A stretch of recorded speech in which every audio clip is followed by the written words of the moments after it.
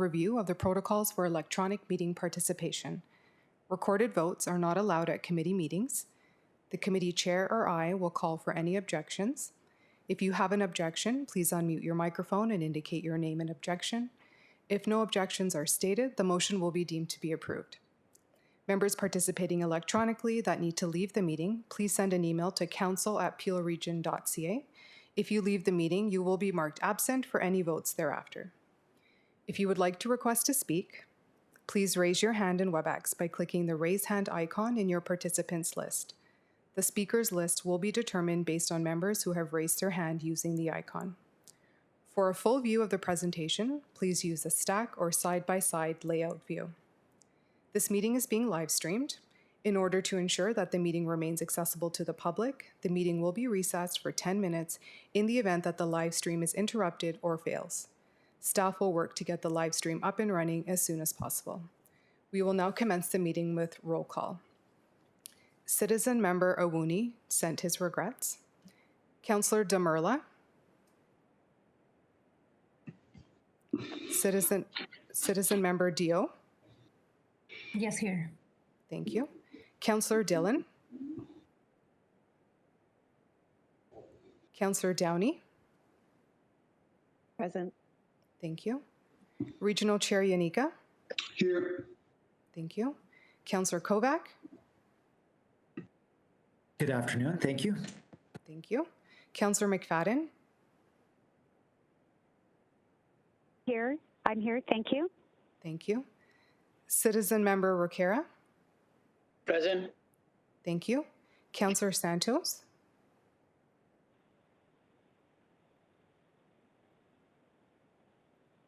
Councillor Santos. Thank you. And I'll just circle back for Councillor Demerla. And Councillor Dillon. Okay, so the first order of business on today's agenda is the election of chair and vice chair.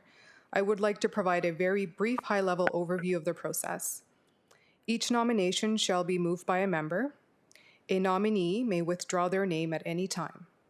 If there is more than one nominee for the position of chair or vice chair, a vote will be taken and the nominee who receives the majority of votes will be elected. Are there any nominations for the chair of the DEER Committee?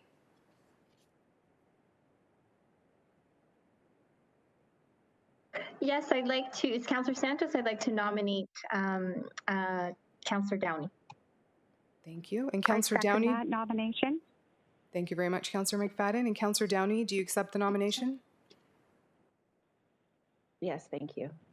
Thank you. Are there any other nominations for chair? Okay. Hearing none, we will now close the nominations. Are there any objections to closing the nominations?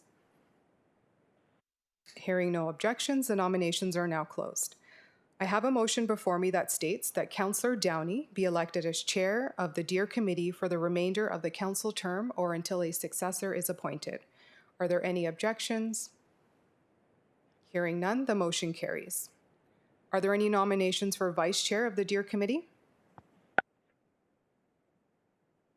I nominate Councillor McFadden. Okay. Councillor McFadden, do you accept the nomination?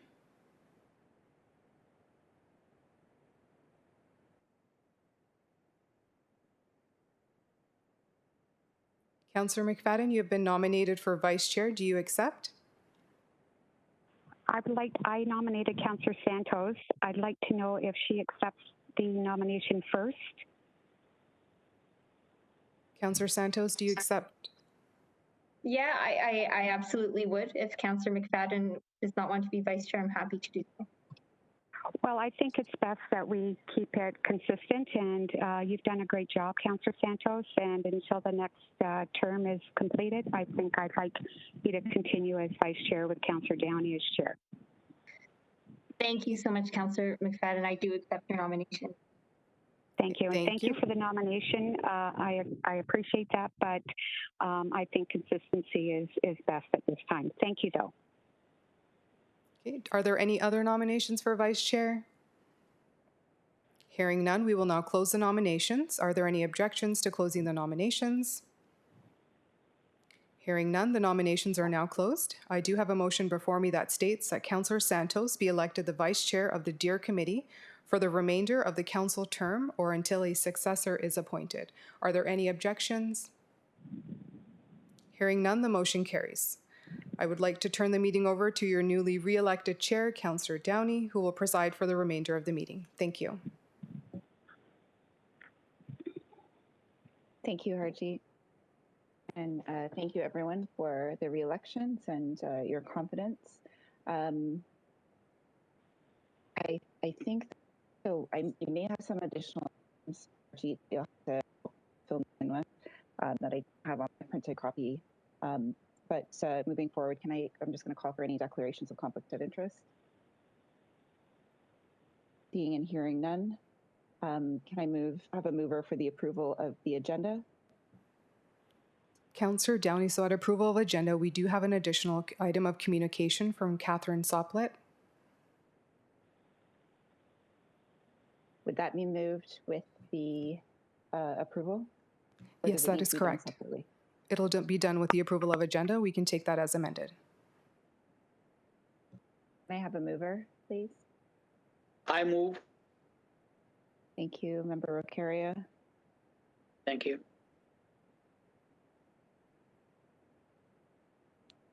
Any opposed?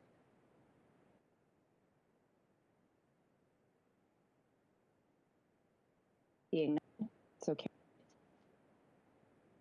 Was there an additional delegation, Harjeet? We have no delegations. So seeing no delegations, we'll move on to reports. Report 6.1, update on diversity, equity, and inclusion at the Region of Peel. This report is coming for information and will be presented by Baldev Muda, Chief Executive Officer, Punjabi Community Health Services, and Juliet Jackson, Director, Office of Culture and Inclusion. Thank you both, and welcome, Baldev. Thank you so much. So myself and my co-chair are here to talk to you about the Community Equity and Engagement Advisory Table, which supports Peel's mass vaccination plan. My name, as mentioned, is Juliet Jackson. I'm the Director of Culture and Inclusion here at the Region of Peel, and I'll have my co-chair introduce himself. And my name is Baldev Mutta, and I'm the CEO of Punjabi Community Health Services. Next slide, please.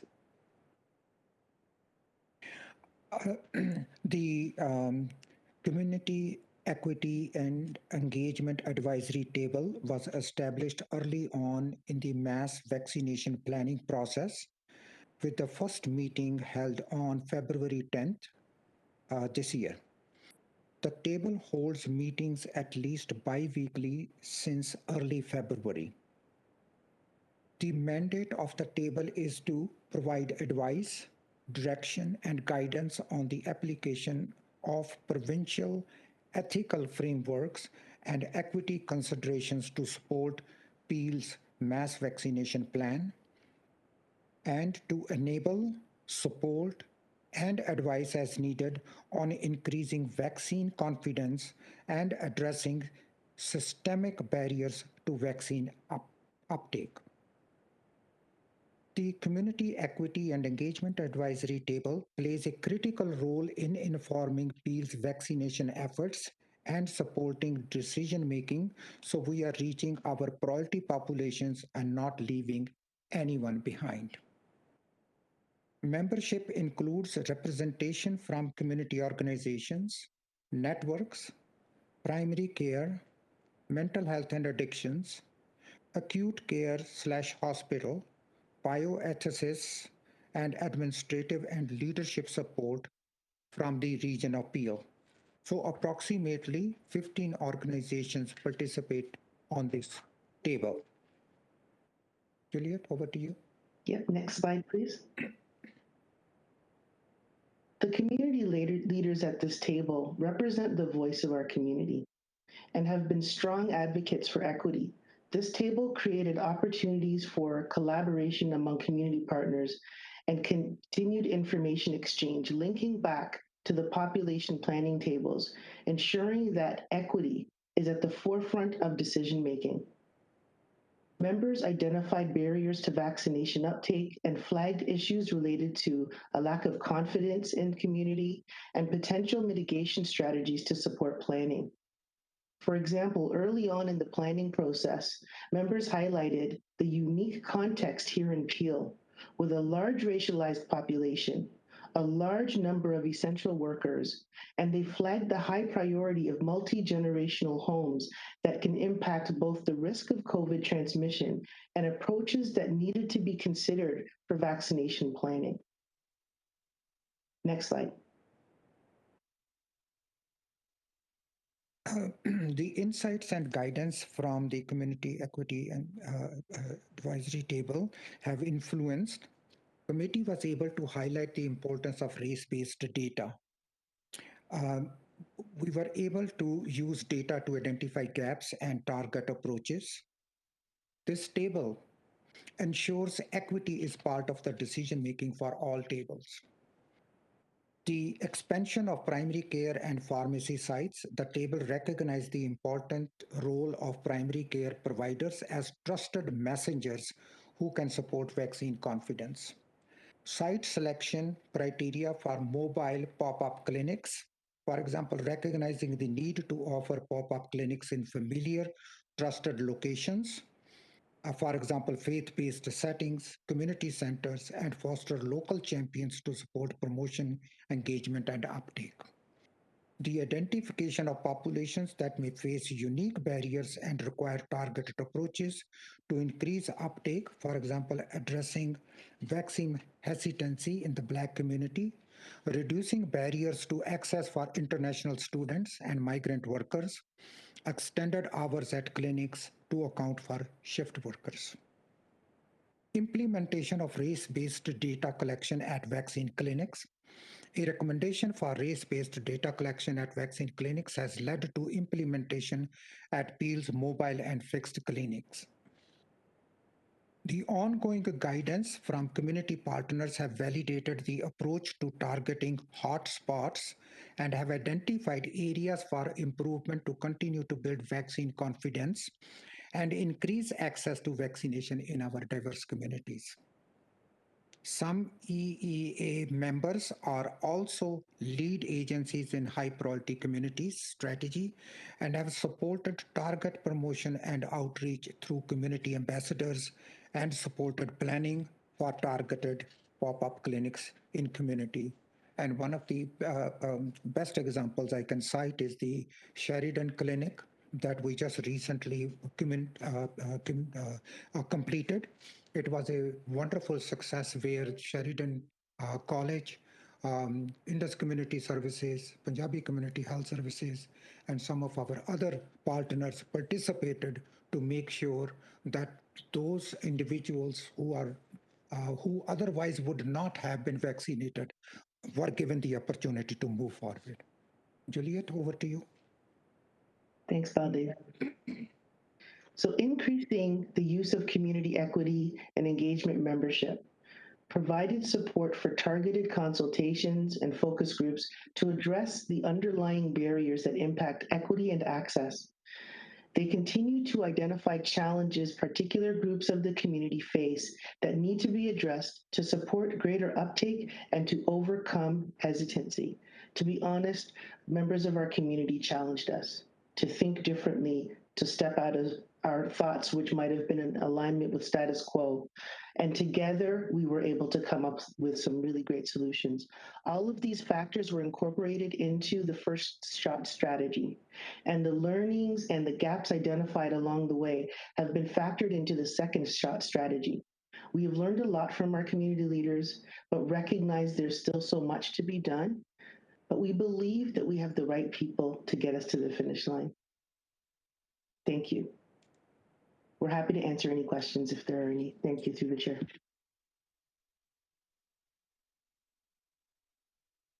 Thank you, Juliet and Baldev. I just have to switch my layout here so I can see hands. Councillor Ron Starr is on the board. Go ahead, Councillor.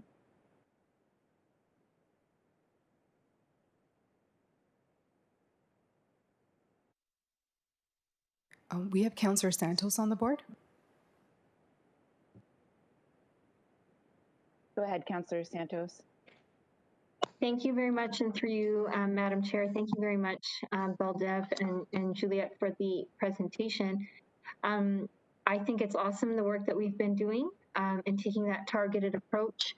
I think that one of the things that, and I don't know if you received this from your learnings, I have found it not difficult, but what would have been helpful is an education communication component to those who are criticizing why we have a vaccination clinic for the Black community and for other targeted communities. We've received, I'm not sure if my colleagues got this, or the region comms team as well, criticism about, well, what about us? And what about us? And I think the folks who are receiving the vaccination in the targeted communities appreciate it and understand why, but the folks who are not part of that target population don't understand why. And so I think there's a better education component needed for the public to know why we are taking a targeted approach. If somebody could comment on that, that would be great, especially as we go into the second round of vaccinations. So I'll start, Baldev, if you like, and you can jump on. I think, I'll start by saying we know that we need to focus broadly beyond COVID on educating our community about what some of those inequities are and how they connect directly with the impact that COVID has had on certain groups and certain populations in neighborhoods. But even within some of those populations, there were concerns because, of course, within those populations, there's worry about stigma and being sort of like showcased in a certain way. So I think we're moving so quickly and trying to respond to the immediate issue.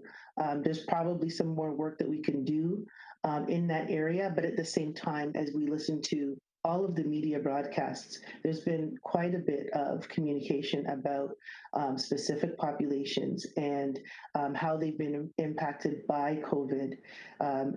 But people are just fearful and people don't want to be excluded.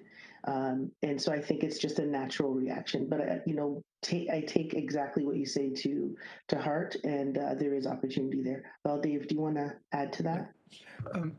Just yesterday, Gurpreet, the CEO of Indus Community Services, and myself, we both were talking as to whether we should ask our community ambassadors to focus on addressing this particular issue, why targeted clinics, why focusing on a particular community.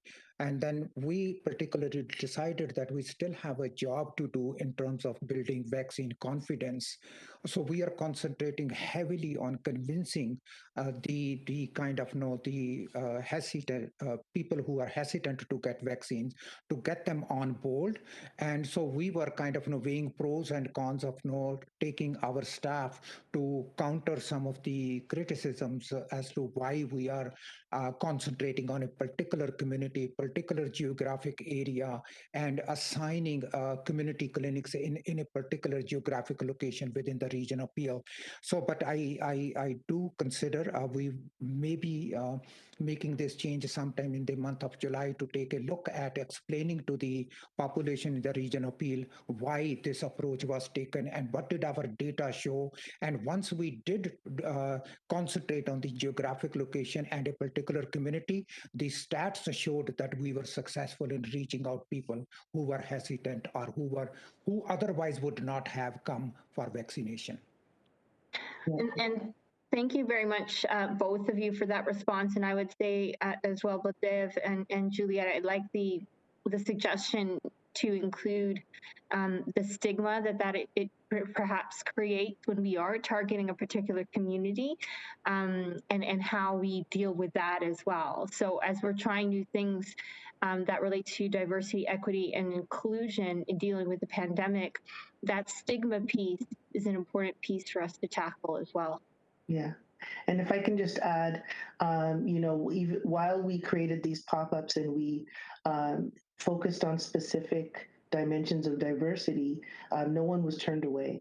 So even if people came and they weren't necessarily part of that community, they still got service. What we wanted to do was create a safe place where people could go to experts that look like them, that understand them, and ask questions to give them the information that would help them remove any hesitation that they had to getting vaccines.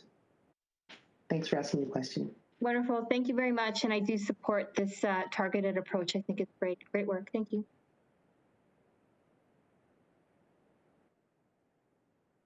Thank you, Councillor Santos. Rajbir on the line has their hand up. So thank you for this presentation and providing those insights on this very important issue. And clearly there's been a lot of efforts put in and there's been success, which is fantastic to see. So I'm starting to think a little bit more broadly about some issues and something that's starting to emerge. And when we think about equity, we really do have to look at things very broadly and in various perspectives. So one thing I think we need to consider is that no matter how many targeted interventions you may put forth and all the efforts we put to remove barriers, there's still going to be individuals who will continue to be vaccine hesitant, who will not take the vaccine in the population. And this could be for various reasons. So they may have a health condition where it will put them at greater jeopardy if they take the vaccine. They may be homeless, living kind of vicariously, and unfortunately, they may not get targeted. There's also people that may have religious beliefs or personal health beliefs, so they may not take it. Fear and mistrust. And we know working with vulnerable populations with a history of kind of oppression, they may have fear and mistrust in the system. So there will always be a population that will not get the vaccine. So since we really want to promote and advocate for equity and inclusion, there is some rhetoric that's starting to emerge about things like vaccine cards, vaccine passports, differential treatments towards vaccinated and unvaccinated people. And basically, this is going to just create another form of discrimination and more stigmatization towards those who, for whatever reason, don't take the vaccine. And I'm thinking back to historical issues, which, some parallels. So I've read about how in the past, when the HIV issue first came up, there was significant discrimination against people who had HIV, and they lost access to housing, social services, and whatnot, all based on their health status and discrimination against a particular health status. So I think our community and Region at Peel has a responsibility to really advocate and just evaluate the consequences, risks, implications of possibly supporting anything coming down from either federally, provincially, or wherever that will support differential treatment for vaccinated versus unvaccinated people, because this is setting up quite a dangerous precedence, and it could end up further marginalizing, stigmatizing, excluding, and hurting those who may already be vulnerable. So it's important to take that very human rights approach.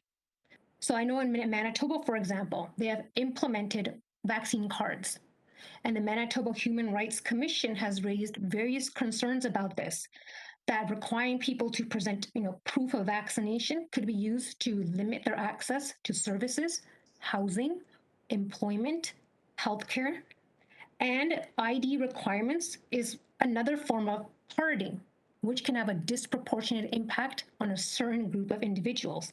So the whole point of equity is to dismantle discrimination. And we have to make sure that while we're trying to dismantle certain discriminations, we're not creating new ones. So I'm just wondering, this is something that's starting to come up, and I know our Ontario will face it, our region is going to face it. So how will our region, our councillors, our people in leadership positions ensure respect, dignity, inclusion, and access to services will be extended to those individuals, even if they are not vaccinated, so that we don't further create stigma and exclusion in our society? That's a big question. through the chair. That's a big question. Um, we have discussed this at our table. I mean, we're not at the point yet where we've had to go deep into it, but we have our eyes on it. And I think at some point, as a larger system of partners responding to this crisis and to deploying the solutions to support people, we may at some point need to put something forward in front of council for consideration and advocacy for those who we represent. I don't think we're at that point yet, but we have our eyes on it. If that helps at all, at the end of the day, this body, this committee has the ability to put forward recommendations. But I think I would appreciate being afforded the opportunity to have Dr. Lowe, in terms of being the face of leading this work, and the many tables that are working together to strategize on how to move forward, the opportunity to maybe put something before council for consideration that really considers all of the points that you have laid out so eloquently. But you're absolutely right with all of the concerns that you have put forward. Just to, I think that the questions that Rajbir has raised are very critical. And I'm just sharing with you that even though we are a very small organization, we only have 80 staff, and there are some staff that have chosen not to vaccinate. So we are now looking at a strategy where we will accommodate them in their work. And that poses a question: how do we educate those staff who are vaccinated? And what would our due diligence will be in terms of providing interactions with the clients that come in to receive services? That those are another things. And there was another issue that some students at our school board level, what if the parents decide not to vaccinate their children, and versus some of the parents who are vaccinating their children? So in the classroom, there may be children who are not vaccinated, and there might be children who are vaccinated. So it's a very important discussion topic that Rajbir has raised, and I think that will require the province as a whole, and then certainly region appeal as to come up with some kind of a strategy that we don't end up discriminating. And I know that the travel industry is also looking at how to comply if the airlines demand that everybody that comes on their aeroplane has some kind of a card or some kind of a paper showing that you have had vaccination. So how do we deal with all of these complexities? I think that would be something that we would have to consider. I think this is thank you for Rajbir for raising this. We will table this on the agenda. Our immediate concern is to get as many people vaccinated as possible. And then at certain time, I guess within a very near future, we will have to table this important item for discussion and bring it back to the council for some further discussion and guidance as to how we move forward on this important issue. Thank you, Baldev, and thank you, Raj. Raj, do you have any further questions? Actually, I just want to ask, was there a role that our counselors will play in addressing this issue? So how will the counselors work towards that?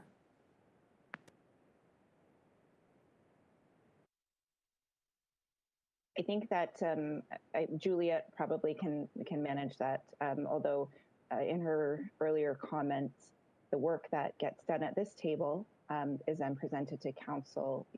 So really, we are mining those conversations and putting those ideas together and working through them at this table, so that in essence, that direction can be given to our council members at the council table, and consensus be reached on how we have those conversations.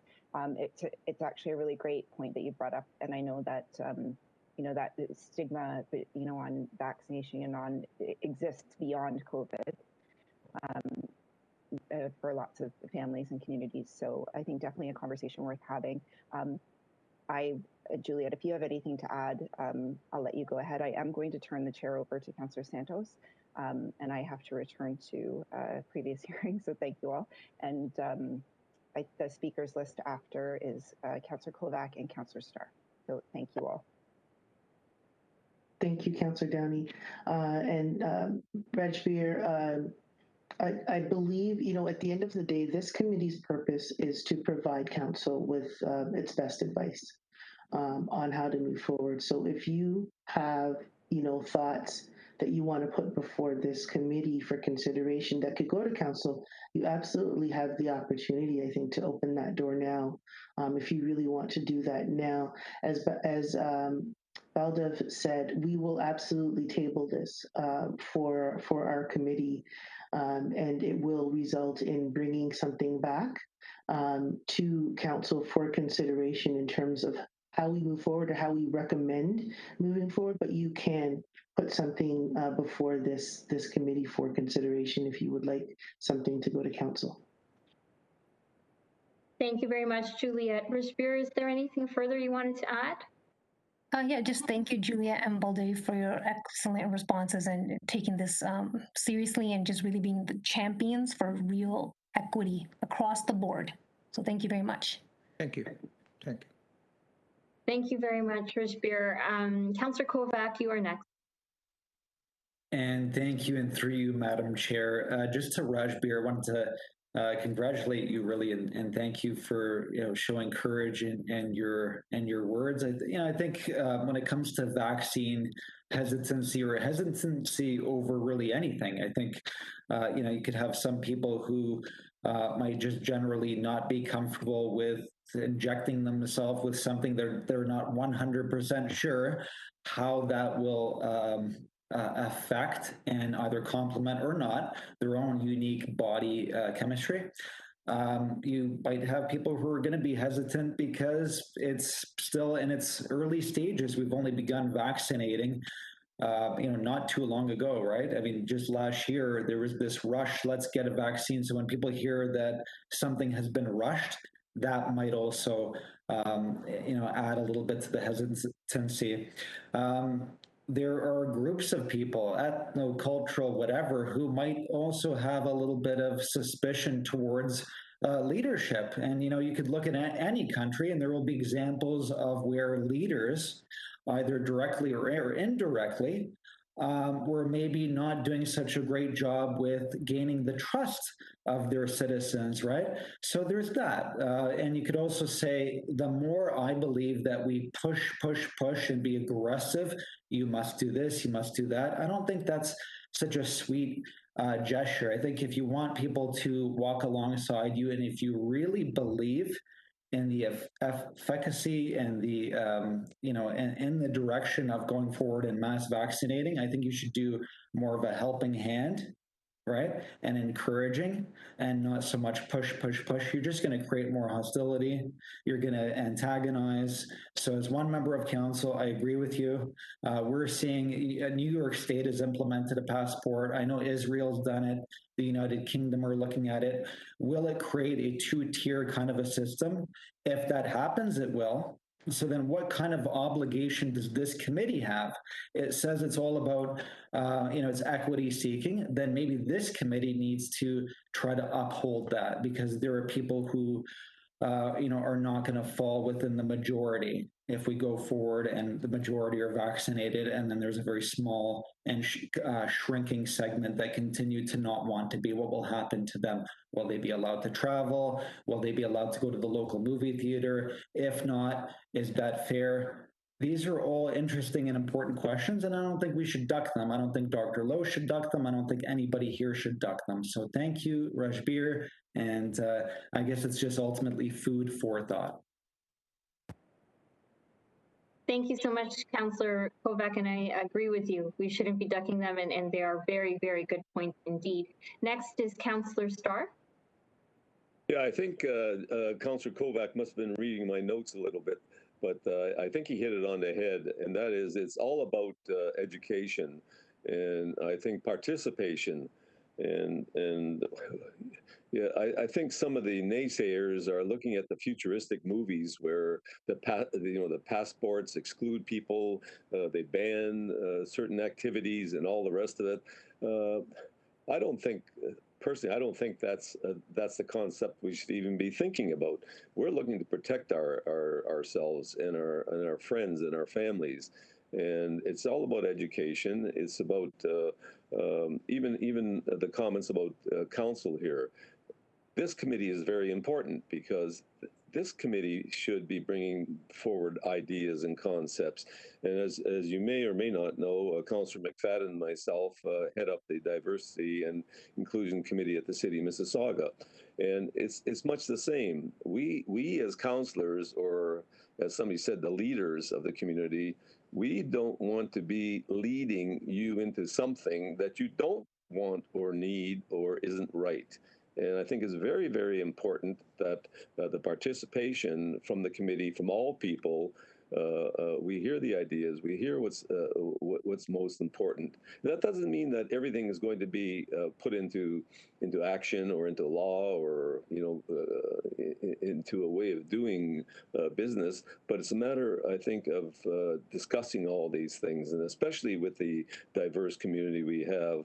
I've heard the same thing where I got my second vaccine shot, and a very good friend of mine chewed me out. Why did you ever do that? You know what? And unfortunately, for the last little while, I've had a reaction of some sort. But it's not fatal. But it also, by the way, that's part of the education. Don't hide the fact that there are certain people, depending on medication and their own body structures, are going to have that happen. You have it from a normal flu vaccine. You can do any type of vaccine. And to me, it's all about getting a clear picture as to what's out there totally. And yes, you can still make your own decisions, but what's good for most of the people, I think, is most important. So, Julia, turn it back to you. And, it's up to you folks. And you've got a lot of good people on this committee. And it's not instant, by the way. And it's going to happen over a period of time. And that's even more important, because then you can chew these ideas around. And is this right? And then come forward. And don't be afraid to bring up something that maybe is radical. It may not fly, but, that's what it's all about. So I'm very impressed, frankly, that this whole area was started, and I know some of the other councillors feel the same way. And we want to support you, but give us those ideas. So thank you very much. Thank you so much, Councillor Starr. So just for clarification's sake, Juliette and Baldev, it's my understanding based on this conversation that perhaps a report will be coming forward on this topic that Rajbir has brought up, or would you require direction? Let's say direction always helps. I can assure you there will be a conversation on this, and we will bring something back to council, but having direction always helps to anchor and provide clarity around that as well. Okay, so then over to the clerk for clarification on how best to proceed to provide that direction. I would suggest that Rajbir perhaps bring a motion forward for a report to come back to this committee in relation to discrimination related to people who choose not to take the vaccine. Would that be a proper way to frame it, Rajbir, or is there a better way to frame it? Yeah, I guess that could work, on early thoughts. That can work, yeah. So we have a motion from member Rajbir that staff be directed to report back to the Diversity, Equity, Diversity, Equity, Anti-Racism Committee regarding the stigma and dealing with negative implications of people who choose not to take the vaccine. Sorry if my wording isn't exactly right. Does that work? Oh, and I have CAO Baker. Go ahead. Oh, thank you, Chair Santos. One of the comments that I do want to make is this is an extraordinarily complicated issue. It is multi-jurisdictional. We've heard the references, for example, to things that may affect ability to travel, ability to access facilities. Some of that would be federal jurisdiction, some of it would be provincial jurisdiction.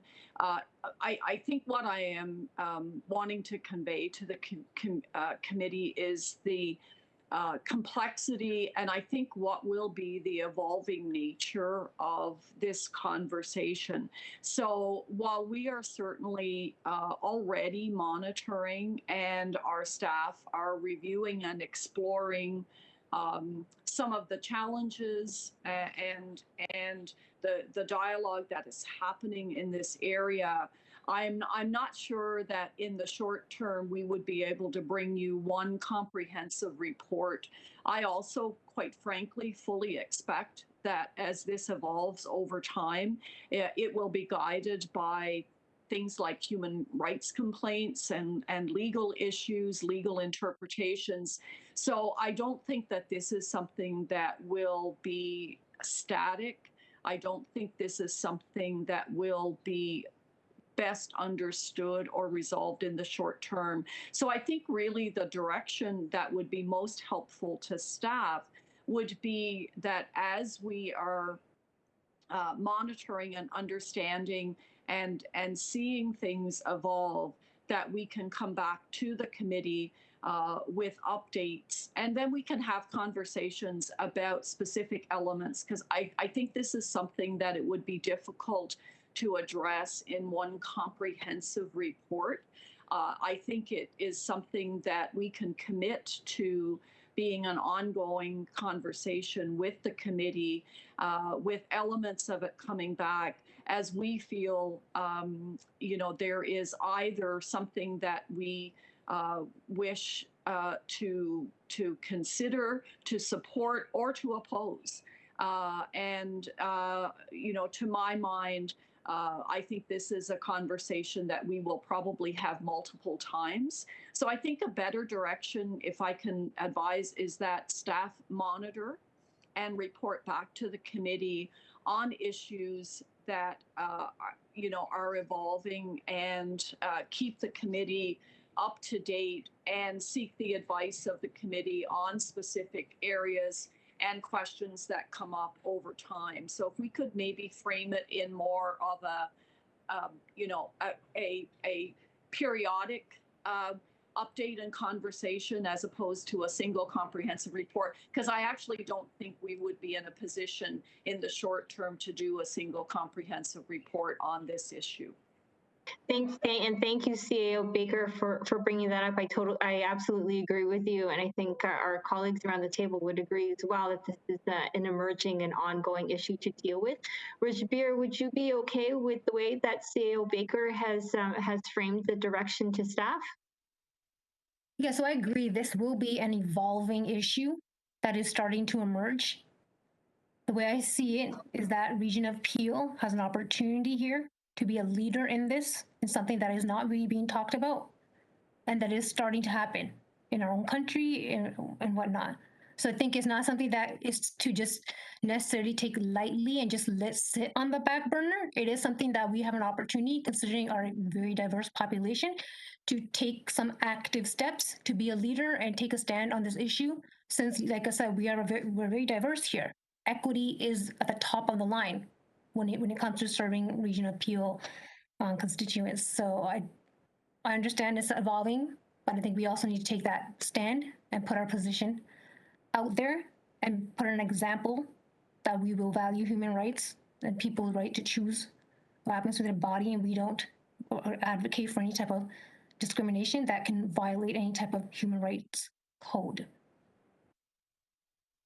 Okay, thank you very much, Rajbir. So I think the direction that CAO Baker is putting forward is recognizing all of the comments that you have just made, and as we meet as a committee, getting updates to the committee on what some of those evolving and emerging issues are.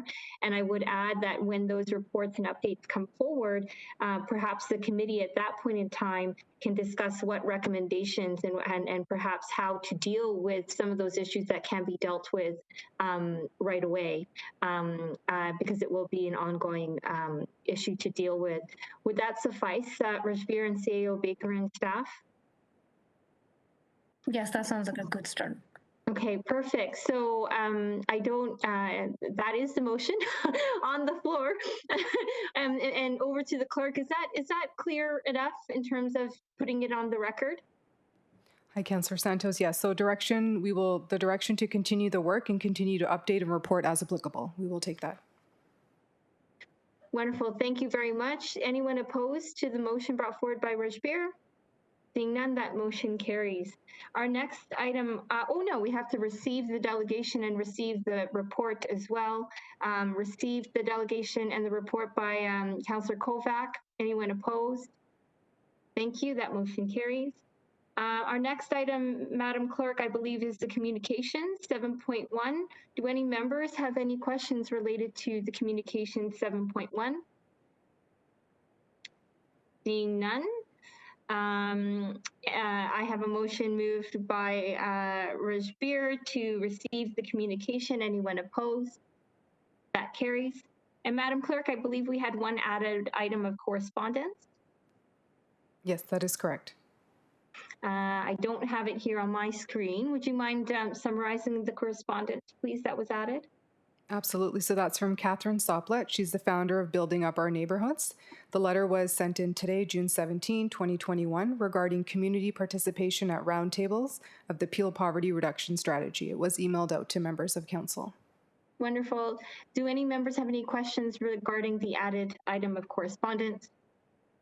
Seeing none, I have a motion moved by Rafiq to receive the added correspondence. Anyone opposed? That motion carries. There are no other, any members have any other business they would like to discuss today?